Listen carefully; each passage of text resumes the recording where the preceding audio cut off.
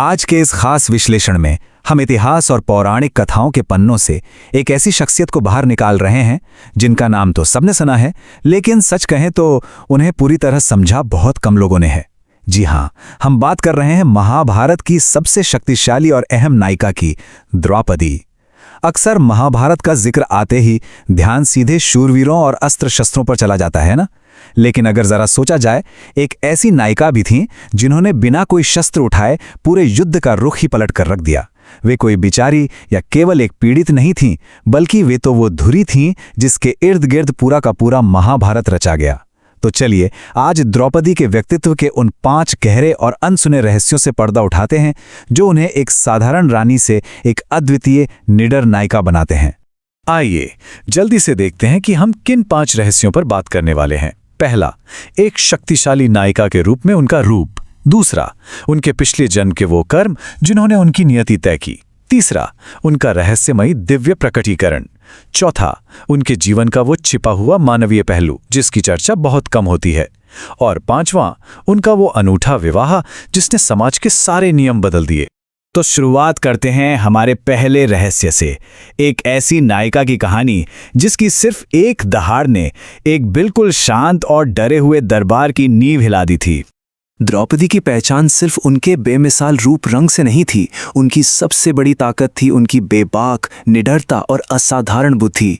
चीरहरण का वो खौफनाक प्रसंग तो हम सबको याद है, लेकिन उस वक्त द्रौपदी ने जो कहा वो सच में रोंगटे खड़े कर देने वाला है। उन्होंने डंके की चोट पर कहा कि इस मौन का ऋण इन सभी योद्धाओं को चुकाना ही होगा। भरी सभा में अपमान हो रहा था, कोई और होता तो शायद डर कर चुप रह जाता, लेकिन द्रौपदी बिल्कुल नहीं। उन्होंने खुद को असहाय नहीं माना, बल्कि सभा में बैठे भीष्म, द्रोणाचार्य और धृतराष्ट्र जैसे दिग्गजों को सीधे कटघरे में खड़ा कर दिया। और उनके इस क्रोध से भरे शब्दों का असर क्या हुआ? कुरुक्षेत्र की भूमि पर इसी मौन की कीमत खून से चुकाई गई। भीष्म और द्रोण युद्ध में मारे गए और धृतराष्ट्र को अपने ही 100 पुत्रों की चिता देखनी पड़ी। सच में उनके शब्दों में किसी भी तलवार से कहीं ज्यादा धार थी। अब आगे बढ़ते हैं दूसरे रहस्य की ओर जो हमें समय में थोड़ा पीछे ले जाता है। आखिर इंद्रप्रस्थ की महारानी बनने से पहले द्रौपदी कौन थीं? इसका सीधा संबंध उनके पिछले जन्म और भगवान शिव के एक वरदान से है। ये कहानी बहुत ही दिलचस्प है। पूर्व जन्म में द्रौपदी का नाम इंद्रसेना था।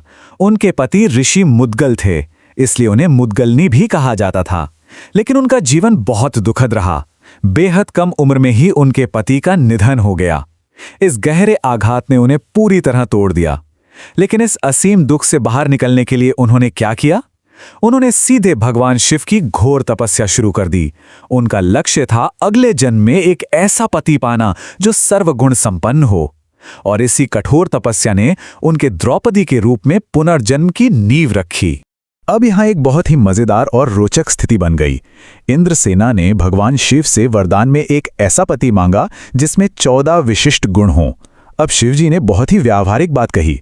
उन्होंने समझाया कि इस पूरे ब्रह्मांड में ऐसा कोई एक इंसान तो है ही नहीं जिसमें ये सारे 14 गुण एक साथ मौजूद हों। तो फिर क्या हुआ? एक बहुत ही दिलचस्प समझौता हुआ। अगले जन्म में यानी द्रौपदी के रूप में उन्हें 5 पतियों का वरदान मिला और इन 5 में मिलाकर वो सारे 14 गुण मौजूद थे जो उन्होंने मांगे थे।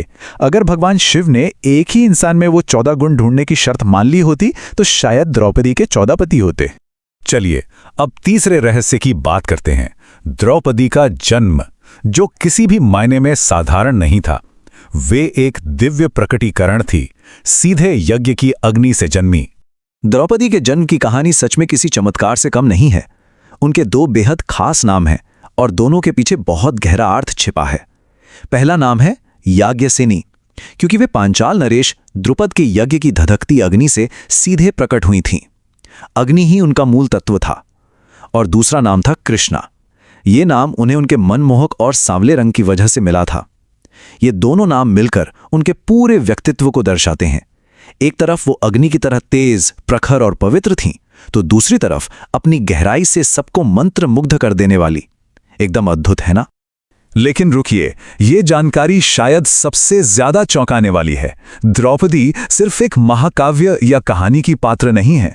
आज भी जो प्राचीन पांचाल देश था, यानी आज के उत्तर प्रदेश का रुहेलखंड क्षेत्र, वहां के कई गांवों में उन्हें बाकायदा देवी के रूप में पूजा जाता है। जी हाँ, ये बिल्कुल सच है। चूंकि उनका जन्म अग्नि से हुआ था, इसलिए वहां के स्थानीय लोग उन्हें माता काली का ही एक उग्र अवतार मानते हैं। ये कोई छोटी बात नहीं है। ये साबित करता है कि द्रौपदी का प्रभाव सिर्फ इतिहास के पन्नों तक सीमित नहीं है, बल्कि वो आज भी लाखों लोगों की जीवित आस्था का केंद्र हैं। अब रुक करते हैं हमारे चौथे रहस्य का, एक ऐसा मानवीय पहलू और एक ऐसा भावनात्मक क्षण जिसकी चर्चा अक्सर कम ही होती है। एक बहुत ही बड़ा और उकसाने वाला सवाल हमारे सामने आता है, क्या द्रौपदी मन ही मन कर्ण की ओर आकर्षित थीं? स्रोतों पर नजर डालें तो पता चलता है कि जब स्वयंवर चल रहा था, सारे राजकुमार और योद्धा अपनी अपनी कला का प्रदर्शन कर रहे थे, तब द्रौपदी भी छुपकर इस पूरे नज़ारे को देख रही थीं। और उसी दौरान उनकी नज़र अचानक कर्ण पर जाकर ठहर गई। कर्ण का वो प्रभावशाली और तेजस्वी व्यक्तित्व देखकर वे सच में अंदर ही अंदर मुस्कुरा उठी। वे कर्ण से बेहद प्रभावित हो चुकी थी। बस कहानी में असली मोड़ यहीं आता है। यहीं पर भगवान श्री कृष्ण का वो ऐतिहासिक हस्तक्षेप हुआ। श्री कृष्ण सिर्फ भगवान नहीं थे, वे द्रौपदी के सबसे अच्छे मित्र भी थे। उन्होंने द्रौपदी की उस हल्की सी मुस्कान को पकड़ लिया था।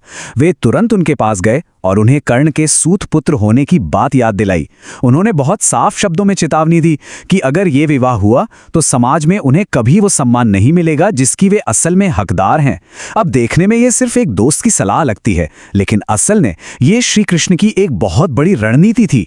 वे जानते थे कि भविष्य में महाभारत का एक भयंकर युद्ध होने वाला है और उस युद्ध के लिए द्रौपदी का सही फैसला लेना बहुत बहुत जरूरी था।